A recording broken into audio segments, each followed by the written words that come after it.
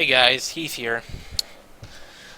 And I'm doing a reshoot, because the first video did it, but my mom interrupted, and it ruined the perfectly good story time atmosphere. So, I really don't want to retell the story because none of you guys won't be able to see it. But I guess what happened.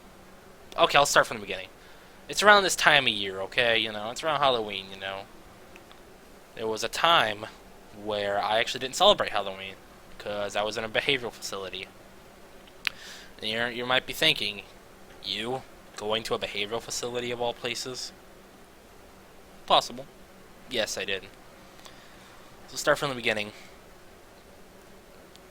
Okay, so I'm gonna give you the quick version. Okay, I just got back from the hospital, some mental evaluation, because, I was having some depression issues, I was really depressed. And then they gave me a suicide hotline number, and I thought, they told me it was doctors I could call, They said it was doctors I could call, and talk to. Okay, and the next day came, and I wanted to talk to and I was going to go to the doctor, I came home early. And yeah, pretty much I went, we were going to go. Then my grandmother said, oh, no, he wanted to reschedule. I'm like, oh, okay, and I got depressed, I called that number, and then that's when my life changed, okay? So, I pretty much told them, I was depressed and everything, and that I went to the hospital and I talked to them. Okay, He told me I had to go to the hospital for, go to the hospital, get another evaluation. I did. We went in there. And then, we did. I got in, they told me, I have to stay the night, just a little evaluation. And then they, next day they took me to Macon, Georgia, to a place called River's Edge. I stayed there for about, 12 days. Now, in my original reshoot, I talked about how, it was mainly an African American place. Well, not put it like that, but mostly the people there were African American. There was a few, Caucasian people like me and a few others, a few other kids and a few doctors.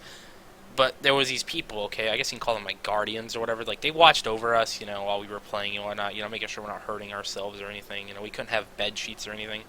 For some reason, I got like a pillowcase, so I used that to my advantage, even though I wasn't supposed to have one. So yeah, I had a pillowcase. Now, I guess my first Monday there, we were like taking names and everything, because there was new people. It's always new people. They asked me for my name. They asked someone else for their name, and they were sitting right beside me. I was like, who? I was pulling a fousey tube. Who? Or like, it was instead of fousey tube, it's like me. And then she says, I'm not talking to you. I'm like, whoa, calm down. Like, loud, like, voice, like, she was angry, she just got annoyed. And that is when, the memes started happening, because they get triggered, like, very easily. Like, those people get triggered, they're either on their phone, and then, they take us down to the basement. Now, before you say, that, no. The basement was like a little room, it's like two rooms, okay? There was like the little classroom, where you just stay in a little cubicle and do, like, basic schoolwork. I did, like, kindergarten-based school, like, how to tell time, and I have no idea how to tell time. Let's see what else. Besides that, I did, like, math and everything. And, yeah. Then, there'd be the other playroom where we'd watch movies and everything. We'd watch movies. There'd be a TV, we'd watch movies. Yeah, we'd just watch movies. Let's see what else. We went out. We'd go outside, it'd be a little playground area, There'd be a basketball court. There'd be a little slide. I don't remember if there was any, swings. I don't think there was. Yeah, if they were busted. And then, yeah. Now, it wasn't bad, and then, that happened. And, it wasn't the worst. Eventually I talked to the doctor, she said, yeah, we'll see how it is. And my mom was, like, trying to get me out, like, desperately, 'cause she was, like, crying, she's like, I want you to come home, no. No, I didn't say anything, Now, how it worked was, guys were in the same room as guys, girls were in the same room as girls, Both genders in the same room, And I didn't say this in the original video, but, got interrupted. But if you actually, like, were dating, like, a girl, like, if you actually, like, talked to a girl and, like, you were trying to, like, hit on her, like, you guys were technically, like, dating and whatnot, you'd actually, you'd get a free pass out, like, you'd literally have to leave. Like, that's the funny thing, so, like, the guy would have to leave too, so the girl wouldn't, which is funny because it'd basically be like, hey, I'm using you to get out, like holy fuck. It's really funny. I met a few kids there. There was this one 5-year-old. I forgot what his name was, but he'd always, he was like 5 years old, and he didn't know what was happening. We'd push him around. And, yeah, he used to throw up a lot, after eating, whatever. And there was this one 7-year-old kid who, he was young. He was a young little white kid, He was. I felt bad for him because, he's crying. He's like, I want my mommy, I want my mommy, And I don't know why he was there. I think he said because he was being mean to his mom or something, and, he didn't know any better. But, like, there was this one lady. It was that same lady, I think, that told me, I'm not talking to you. It's just some, like this fat bitch, who literally, was on her phone all the time. She was, like, telling you, oh, stop crying. And I can tell they were getting annoyed with it quickly because, they just didn't want to hear it, I'm like, if I was there, if I was working there, I'd be like, I would confront him, I wouldn't yell at him saying, stop crying, but I would confront him, they it's like they were trying to be mean on purpose to, like, make us tough or something, and, it was triggering, like, it really was, I met a few, like, some of the people there were nice. Actually, it turns out that one of the guys there was actually a basketball player, the one that worked there, and it actually turned out later when I asked my uncle, he actually met him before. Although, if I asked him, yeah, I don't know. It was, eventually I stayed there, and I stayed even Halloween. And now, get it, Macon's actually like 2 or 3 hours away from me, so they had to drive like far away, like my mom and them, so they hardly ever get to see me. And I came home, I guess, November 5th or 4th, yeah, it's the 5th of 2013, so, yeah, I'm gonna get this back up, yeah. Now, I went home, everything was alright, and then, the school told me, yeah, we don't want you to come back, we need you to do hospital homebound. I was like, okay. And then, there started the reason why I'm doing hospital homebound, it's like they didn't want me to come back. Now I'm in high school, and I'm not sure if I should go back or not. I mean, it wouldn't be bad, it's high school, I mean, it can't be bad, I mean, come on. At least I'm not going to the same high school as, as Dayrac, Philip DeFranco Jr., but yeah. Pretty much, let's see. Alright, I'm gonna give you a little extra story. Alright, when I was, a few weeks afterwards, my friend wanted me to come play airsoft at his house, and he said he invited a few other people. Yeah, I'm not gonna say the kid's last name, but it was a kid named Joseph, okay? Okay, I'm not gonna say the kid's last name, because, people are going to target him, and I don't want to start it back up again.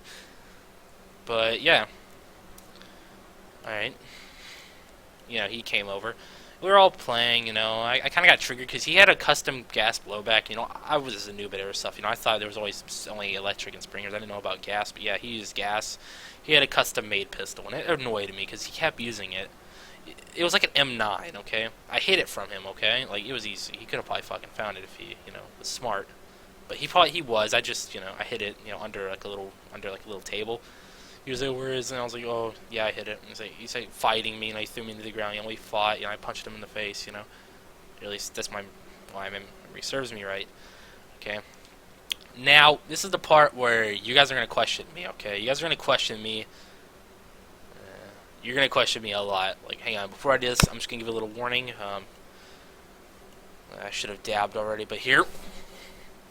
I'm sorry, that's just to let you know that something bad's, is going to happen to me, so. Okay, then, I went to my friend's room, just to sit down, just, relax. And then I saw his knife, he had a whole bunch of, like, knife collections. I was looking at one of his knives, looked at behind the door, because I didn't want them to see me, I don't want them to think that I was stealing it. Okay, and then, I walk out, and they're actually right in front of me, and I guess they thought I was trying to I was trying to stab them, like, yeah, they actually thought I was holding them up with the knife, like, I was actually trying to, like, assault them with the knife, so, the kid told his dad that, dad's like, you don't, because I said what, because I couldn't hear him, it was far away, like, it was a porch, and, went down, the kid's car. He was like, you don't want me, you call me sir. I'm like, okay. And he's like telling me I need a nice ass kicking, I need to be taught a lesson. And I kind of did, but still. Still, I didn't feel comfortable. He said, you're lucky, I don't call the police on you. I'm like, okay. Yeah, I was lucky. Then, I went back home, and I guess, like, one of the guys there living there saying I weared out my welcome, I don't need to do that. I mean, I just ignored him because, I was being a little knobhead back there. Yeah, I didn't really care. But, yeah, eventually I went home. And I eventually, found out that the kid's dad was a country music singer. This is actually funny. I actually figured out that the kid's dad was a fucking country singer. Now, if I still held, if I'd figured this out like right afterwards, I would have messaged him, harassing him. But that would have been no. I would have I would actually probably would have gotten in trouble. I probably would. Now I'm gonna say the dad's name is Joe. Okay. Yeah, Joe and Joseph. Joseph was the kid. And Joe was the dad. Country music singer. And and eventually I added the kid back. He was like, "Well, what do you want? Why'd you add him?" I'm like, "I don't know." And like the girl was like, "Oh, hey, what's the problem?" It's like some girl. It's like, "Oh yeah, he pulled a knife on me." It's like, "You do that to me again, I'm gonna beat the shit out of you." It's like, "Oh, okay, I'm sorry." And he said, "Sorry, we're cool on it." Yeah, so he's a southerner kid. He deer hunts and everything, something I don't do. Which is funny because most people in my area, and usually my family, and everyone around me, they usually deer hunt. They usually deer hunt. They're more southern. They deer hunt. I don't deer hunt. I mean, I want my squirrel hunting or dove hunting, but I'm not a fan of deer hunting. As much as I love deer meat, just we don't ask questions. Anyway, it's and you might be wondering why the photo's there. It's just I thought it would fit well with the scenario. It would fit perfectly. Yeah. So yeah. Now that's why I'm in homeschool because of that situation. Um, yeah, it was nice. It was nice. It wasn't the worst. But yeah, I think that's enough of me talking. So I hope you guys liked and enjoyed the video. Yeah, so I hope to see you guys later. I guess I can call this story time with Heath or something. Alright guys, see you guys later. I'm just gonna go dab on my way out and whip to my local, to my local meme servers. So, see you guys later.